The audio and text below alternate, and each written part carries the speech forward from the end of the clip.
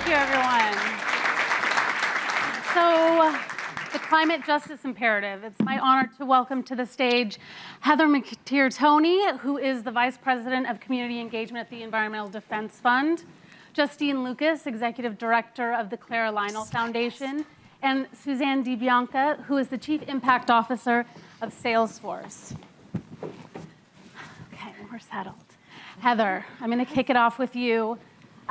Sort of big picture, tell us about what climate justice means and how business and tech entrepreneurs should really be thinking about integrating it. So I think it's important to recognize that climate justice right now is the social justice issue of our time.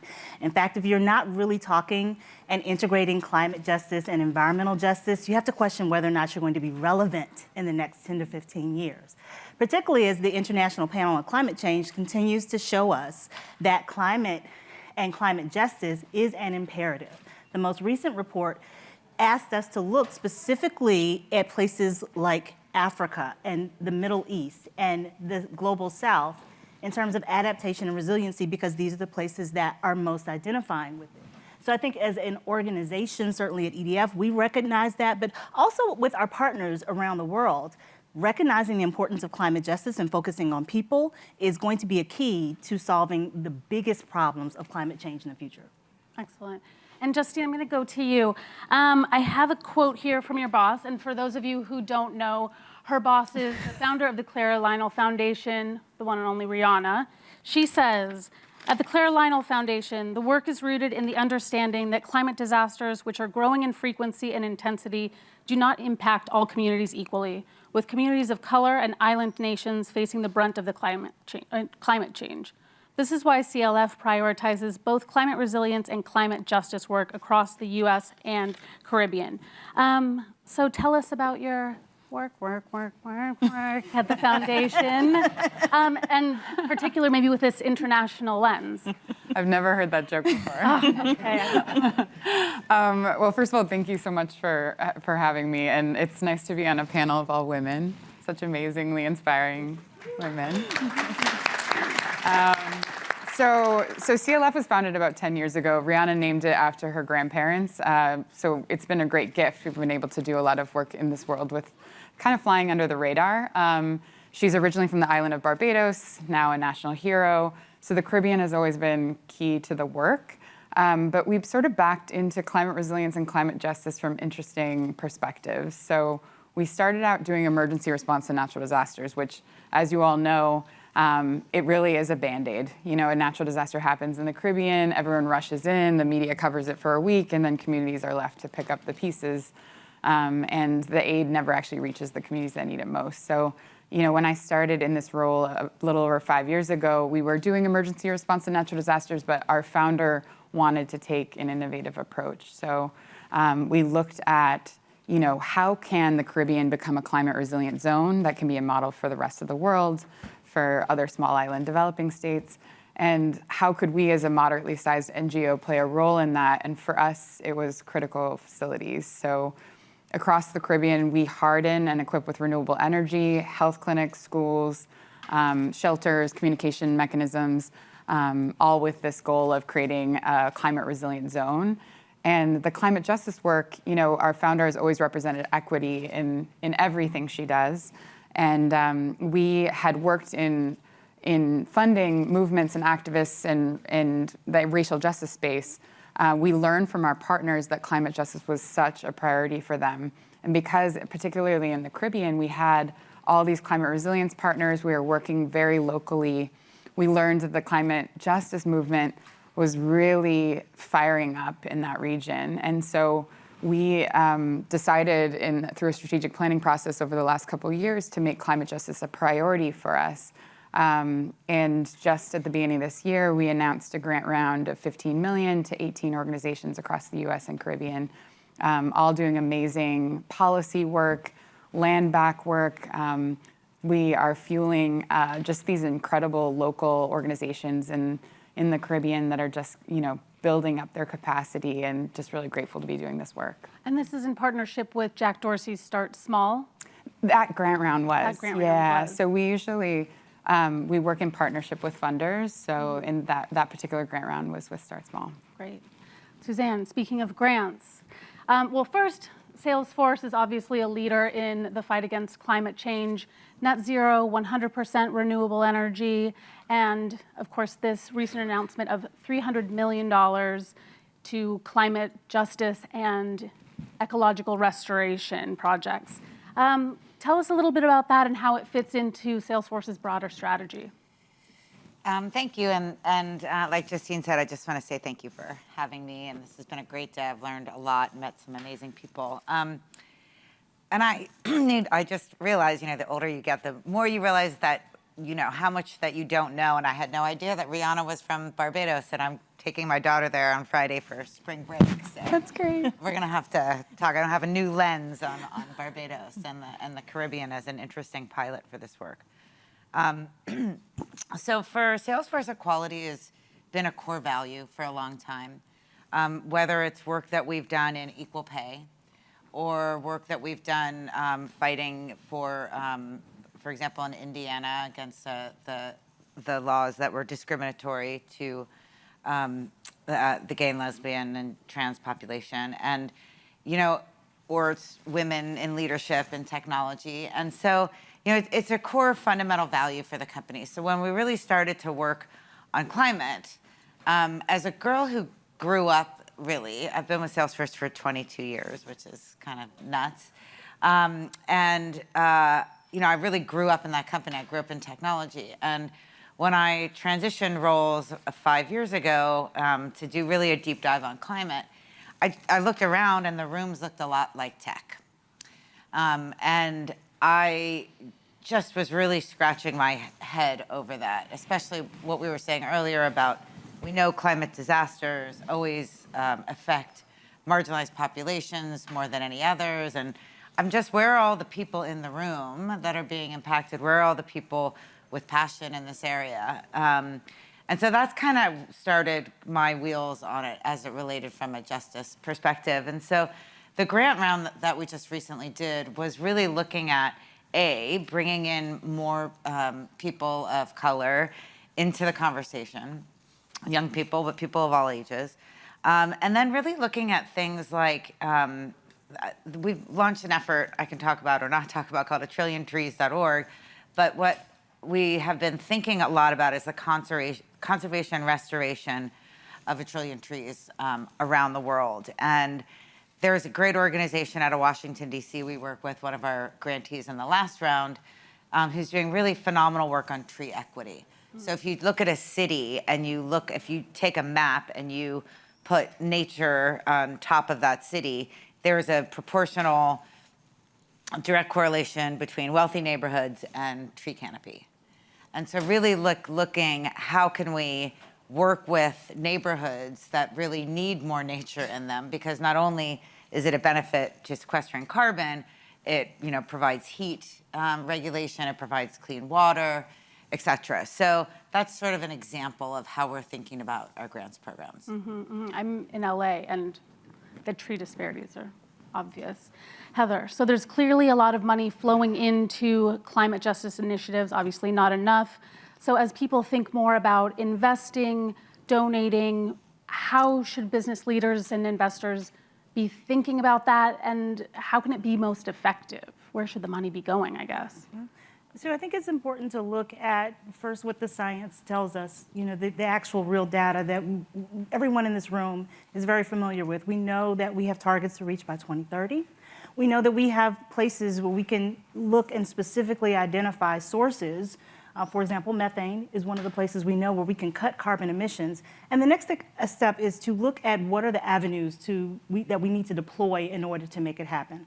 The United States federal government has released billions of dollars that is in the hands of communities right now today. So how do we empower and leverage that funding to be effective to reduce things like methane and to deploy those resources into communities, the ones that need it the most? So one of the reasons why we're working so closely with mayors, I'm really excited when I'm thrilled about a program that we announced today. We have a partnership with the African American Mayors Association. This is a phenomenal avenue now, because when you think about the top 5 cities in the United States by census, 3 of those top 5 are run by African American mayors: Chicago, New York, and Houston, Texas. All centers of environmental justice, all spaces where there will be an extraordinary amount of funding that is not only released through the federal government, but has the opportunity for innovation. And as the CEO of AMA said, mayors and cities are the center of innovation. So using these types of avenues to really deploy what are the solutions gives us an idea of how quickly we can not only scale it, but where our other partners are in the room and how we can co-create with communities. And I'm glad you brought up government because I would like to talk about policy. I guess we'll just keep going with you. What are the policies that you'd like to see implemented at the federal level? I know, voting rights is one I've heard you talk about. So, what's your wish list? I think, voting rights is at the top. Number one, at the top. It is so significant that everyone has access to vote. There's a Yale study that was done that showed that Black and brown people are more likely to vote for climate policy than anybody else in the country. But what happens when Black and brown people are kept from voting? Then the people who need to vote to make the policy are not in position, and therefore we lose that chance. When you look at just the numbers, and this is just based upon the numbers that don't change, 2030 is not going to change. It's not going to get any further away. It's not going to get any closer. So technically, we really only have 2 election cycles to really make significant change. I know that's a scary fact, but we're already in 2022. 2024 is a presidential year, and 2026. So the people have to be in place in order to change the policy to realize the solutions we want to see by 2030. It's not that long away. So yes, voting is critical. There's some other pieces, though, I think that are important. Regulatory side, in support of EPA, ensuring that they have the authority to make the regulatory decisions is critical to ensuring that we can actually enforce, and people who are on the ground can have an avenue to enforce those issues that we know need to happen. So we can make the policy, but then we have to enforce it. All of these things work together, and they work together at the ground level, which is why co-creation is so important. How optimistic are you? I'm a mother of a 5-year-old and a 16-year-old. I don't have a choice. Optimism is where I live. It really is. Yeah. Because I want to see my children have a viable future, not just for me, but for other kids that are all over this country. I want to retire in a place where I can lay down, hopefully with a cool breeze and a beach. And put my Savage Fenty on.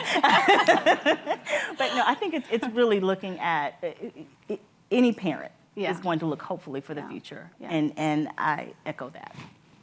Justine, what's on your wish list? My wish list is one, that philanthropy realizes that there needs to be investment in climate resilience now.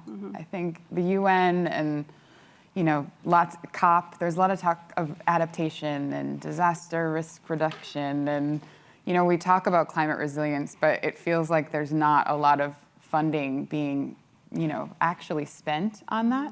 And it needs to be spent in communities that are affected, that are also not responsible for climate change in the first place. So, as you said with Rihanna's quote, most marginalized communities, BIPOC, island nations, that has to be the priority, and that's where we have to start.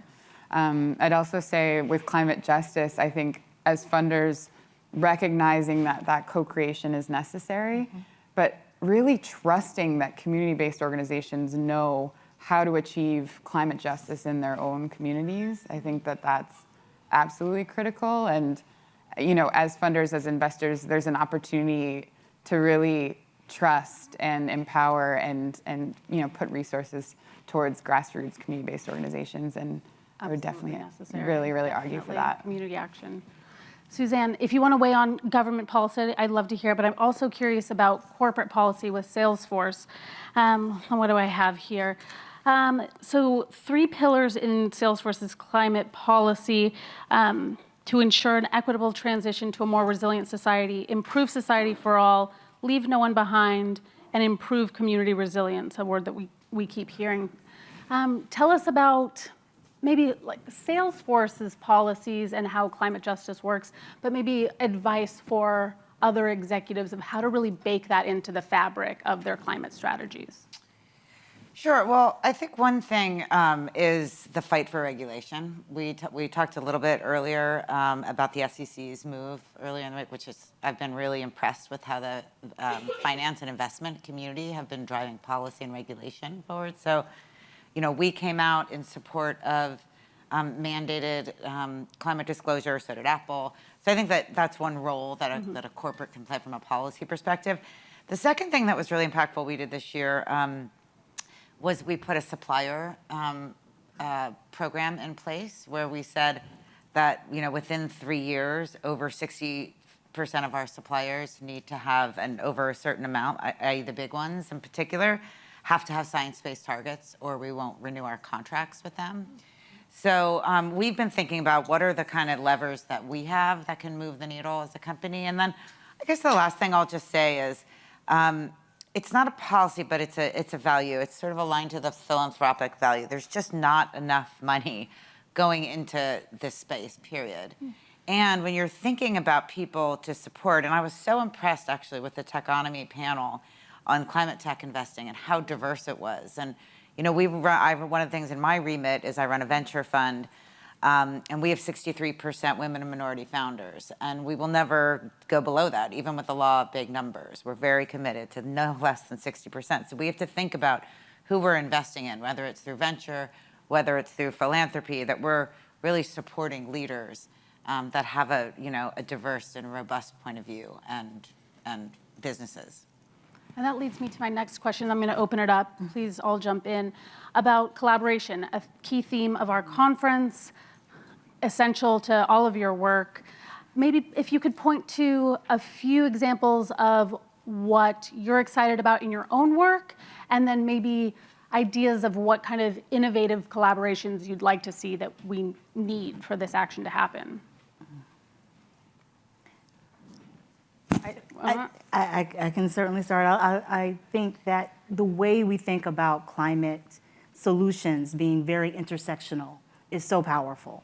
On a community level, on a base level, people are not siloing climate change.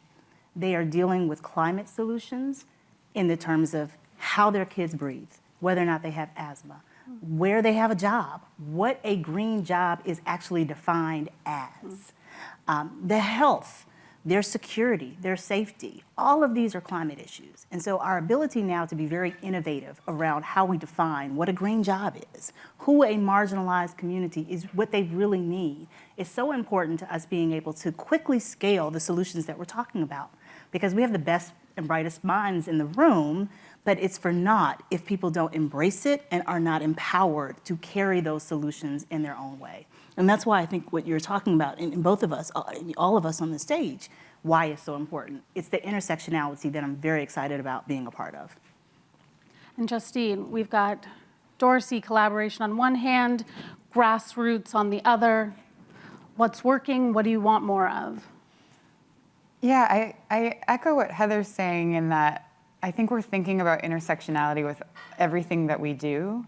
And I think a strong example with the climate resilience work is we started with reproductive health clinics in the Caribbean. So that intersection of, it's not just health and climate, but the idea of women's reproductive health, which falls very low to the bottom of priorities after an emergency, and making sure that women have continuous access to those services, I think is a really strong example of us leading with prioritizing that intersectionality.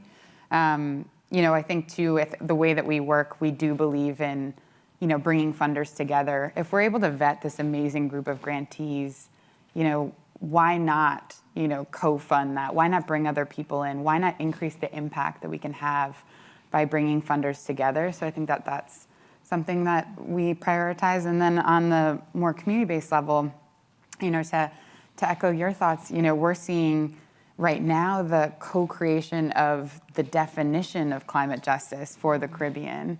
So that's being led really, really locally by a lot of community-based organizations, and we're just listening and learning.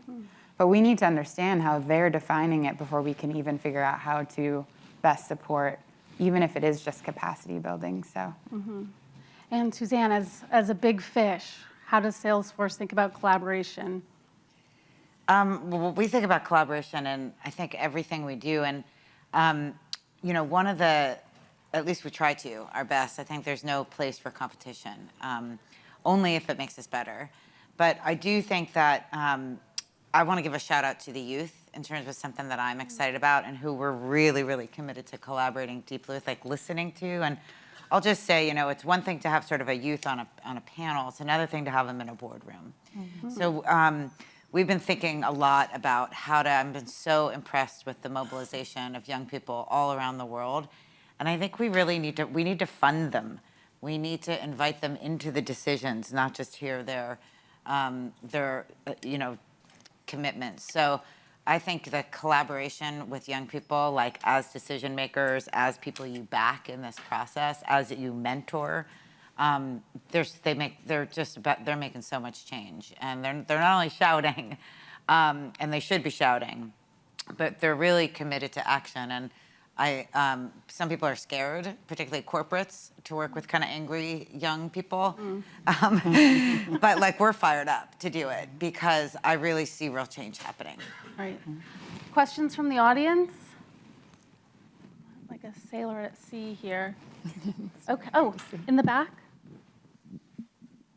Thanks. Amy Christensen, Christensen Global. Just wanted to ask for an example of that youth collaboration.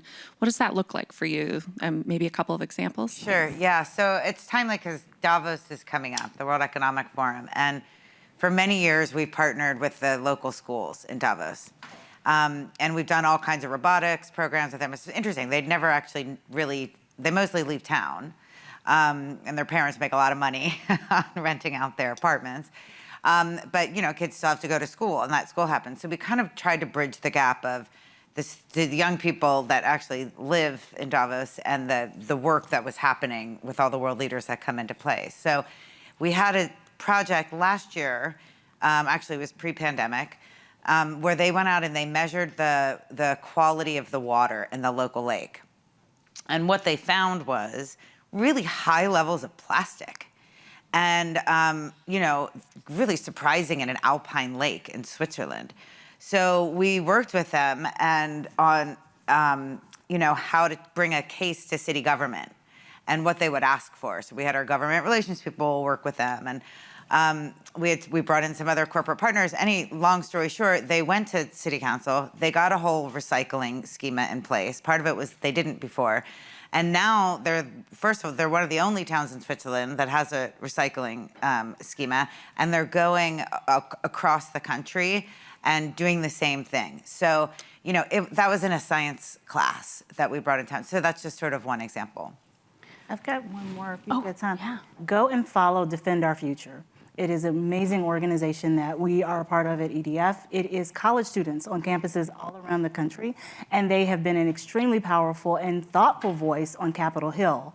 And so bringing these students together to give them not only the backing of our information, but to give them an avenue where they are talking directly to their leaders has created additional leaders. There's also the HBCU Climate Fund, where we're also very excited to be a part of. Historically Black colleges and universities are truly making a major comeback. I'm a Spelman alumna, so there you go. But that's another place where we have been doing some work in climate and social impact investing. So it's another good space to look. Go follow all of those and follow EDF on Twitter. So all of those are in social as well. And we are out of time, but you took me exactly where I want to go, so I'm going to be a hypocrite with my timekeeping. Justine, Suzanne, rapid fire, other voices you want to elevate so people can educate themselves more on climate justice? I would say go to our site. The 18 organizations we just funded are all incredible examples. They're big organizations like Movement for Black Lives or the Black Feminist Fund, to small organizations like women climate activist organizations in Jamaica. The whole list and information on them is there. Great. And I'll just do a shout out to Uplink, which is an initiative of the WEF that we stood up with Deloitte. I think he's here and some other folks. But there's incredible entrepreneurs on the Uplink platform, ecopreneurs we call them. There was a challenge that just finished yesterday with entrepreneurs from ecopreneurs from India. And so incredible innovation happening on that platform. Great. Well, thank you so much. A round of applause for our fabulous panel.